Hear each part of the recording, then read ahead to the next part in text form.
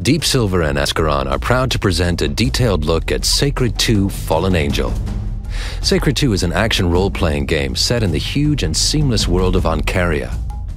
You set out on a quest to save or destroy the world, depending on the character you choose. We'll start off with a high elf. Notice the selected weapons and armor on the character model.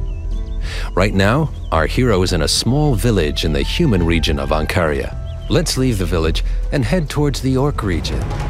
As you can see, the world of Sacred 2 is huge.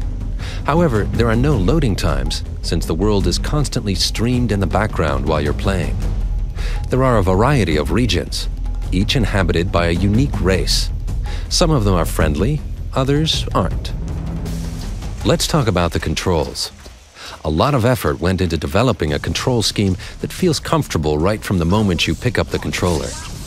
For example, with the symbol buttons, you can activate different weapons, combat moves, and spells.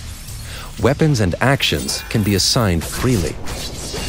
Your potions and the God spell are activated with the digital pad by pressing the assigned direction, and you will use your healing potion to take care of your combat wounds.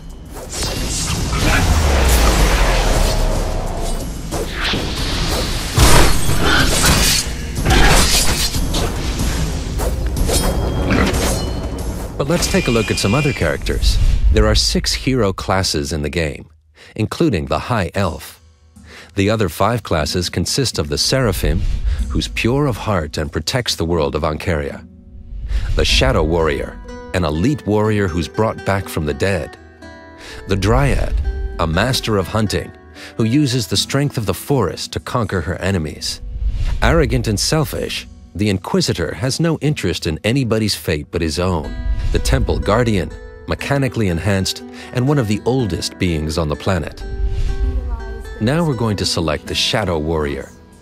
As you can see, every hero class has their own distinct weapons and armor.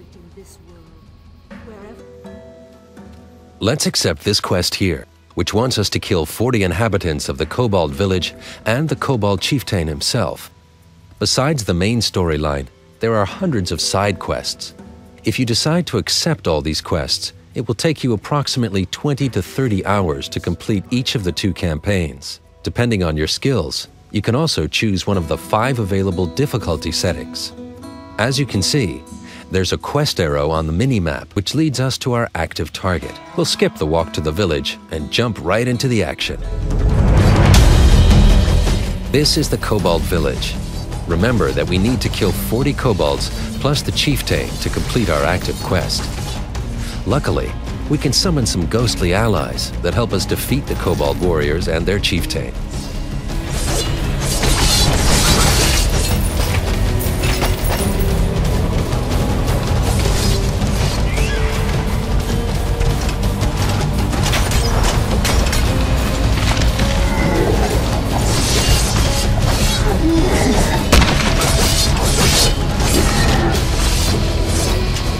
As mentioned before, the world of Ancaria is huge.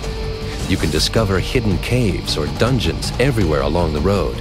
Just keep an eye out. There are 2 layers on the map. One, of course, depicts the upper world. The other layer shows us the web of dungeons that are beneath the surface. Some of them can go even further underground, expanding on multiple levels. Here we've just discovered a dungeon and head right into it. By fighting enemies, you get experience points. You can use these points to gain higher experience levels for your character and improve his attributes and skills. Vast adventures await the player in the world of Ancaria. What you just saw is only a small excerpt of this epic game. What are you going to be? Good or evil? Savior or destroyer of Ancaria? The choice is yours in Sacred 2: Fallen Angel.